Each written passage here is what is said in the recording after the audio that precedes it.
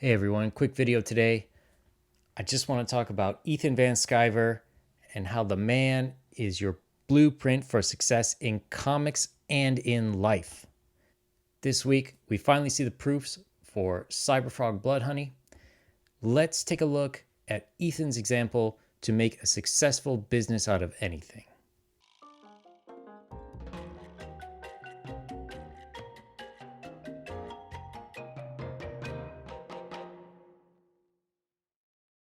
Cyberfrog was a very odd choice for Ethan's first independent comic after his DC career. This is a guy who spent 25, 26 years at DC, helmed some of their most successful projects of the last couple decades. More or less, some people made problems for him. He had to leave, and this is what he came up with.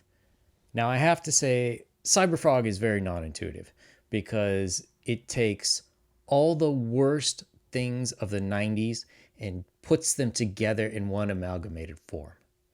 I have to say, I never heard of the original run of Cyberfrog. Every time he brought it up on his YouTube channel before he left DC, I thought it was a joke. I thought it was just making fun of 90s Cowabunga Teenage Mutant Ninja Turtles. So when he announced that he was going to do a Cyberfrog book instead of Rainbow Brute, which was another idea from his stream that was gaining popularity at the time, it was really kind of a shocker. And I have to say, I had zero interest in his book. But through Ethan's hard work over the next year, I'm eagerly awaiting it showing up in the mail. A wise man, either Socrates or maybe it was Tony Robbins, or I don't know, maybe Tony Robbins was quoting Socrates or something. I don't know. Said, if you want to be successful at something, look at someone who is already successful in that industry and follow their example.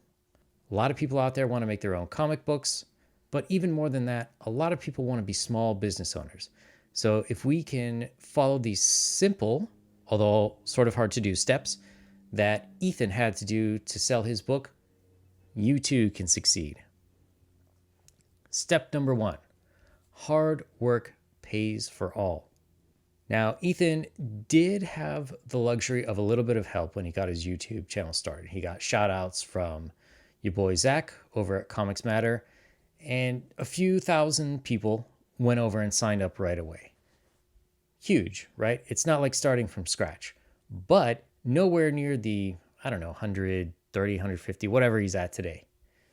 And the way he did that was by making videos almost every day, by learning from what he was doing, by improving on the videos. He started off with just very simple videos of him drawing something. Hey, here's me drawing metal Green Lantern or whatever those DC characters were at the time. Then he starts shifting into more about his history, which is very interesting. The audience gets to know Ethan a bit more. Then it goes more and more. He eventually finds his Star Wars audience, and he builds a really interesting show. Not only just from him going into his thoughts on things, he brings in other people to sit in on the show and add to his own value. Now, I mentioned that Cyberfrog is a bit late.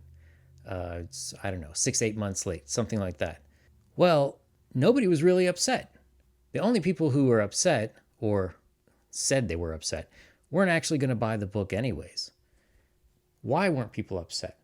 Unlike other Kickstarters or Indiegogos where creators will just sort of drop off of the face of the earth once the campaign's over, Ethan kept up with his audience every day. At least once a week, there would be some live stream with him drawing or inking, or maybe he would do some sort of speed draw video. By keeping in contact with his audience, showing us that, yeah, he was working on it. It really let everybody know, okay, money well spent. In addition to that, this is where I started getting interested in the project. Because, yeah, he put some, 5-6 images up on Indiegogo, and I just thought, well, those are really cool. Too bad the book won't look like that. But when I could tune into his videos every week, and I could see holy crap, he's really going to town on all these pages. I started getting excited. Wasn't very interested in the story, but I said, all right, for this quality of art, I think I'm going to invest. And I did. But more than that, Ethan kept up with not only showing us the art of Cyberfrog, he started talking more about the story. And over the months, we got to learn more about Salamandroid, more about Heather. You start to build a connection with these characters. And that culminated with the Cyberfrog preview for the people who bought the book. I can't remember if it was 10 or 20 pages, but I read it and I thought, hey, this is actually a pretty solid introduction. This is a great way for people who never saw the original Cyberfrog to get into the story, a great jumping off point. By doing this, Ethan was able to listen to his audience and get live feedback that could affect the book. He was able to add more of characters, add less, show more things that people wanted. Let's say you want to open a little taqueria and all of these people are coming in saying, hey man, we want some more agua fresca. That watermelon water is awesome. You would be an idiot not to add more. You have to give people what they want. The second way is by respecting your audience. I don't think I've ever really heard Ethan talk down to anyone who was a fan who was not also on the show. Okay, he makes fun of Mike. There was the Nasser stuff. But when did he ever really make fun of somebody in chat? I don't think I ever saw it. Ethan is the kind of guy who, if you give him a $2 super chat, he is going to be every bit as enthusiastic and happy to thank you as he would if you gave him a $20 super chat. Just going through and reading all the chats, the names and the chats, personally thanking them, thanking the new members, that goes a long way into building trust and respect with your customers. If you're basically with this campaign, we, the consumers, were hooking Ethan up. We're buying a book sight unseen. We couldn't thumb through it at the stores.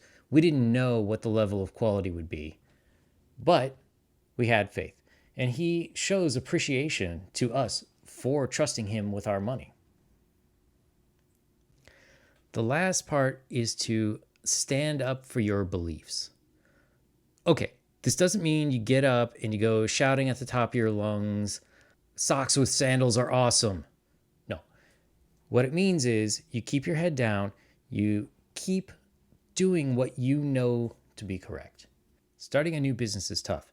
In the first 2 years, most new businesses have to close shop. What you need is resilience.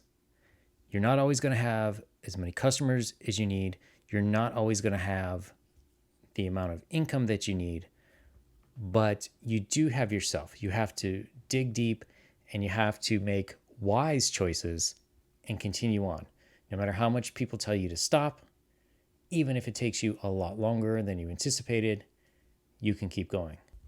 And one of the last things is don't be afraid to ask for help and look around to see how many friends you really have. It's okay to ask for help. Sometimes we get bogged down and we think, oh, only these 3 or 4 people are my friends and only they can help me. But no, that's not the case. If you look at Ethan Van Sciver, right now he is rounding third, coming on home on this project, and there are thousands of people who really respect him, who are really looking forward to his next books, who are very happy with his work.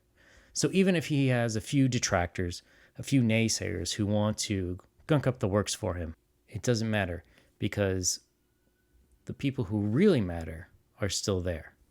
If you're in your own business and you're kind of struggling, maybe you need to take a closer look and see who your friends really are and see why they matter and ask them what you can do to make your life better. All right, everyone, I'm signing off. If you like this video, please give it a thumbs up, subscribe to the channel. We'll be talking about more comics, more D&D, more games, more storytelling. So I hope to see you soon.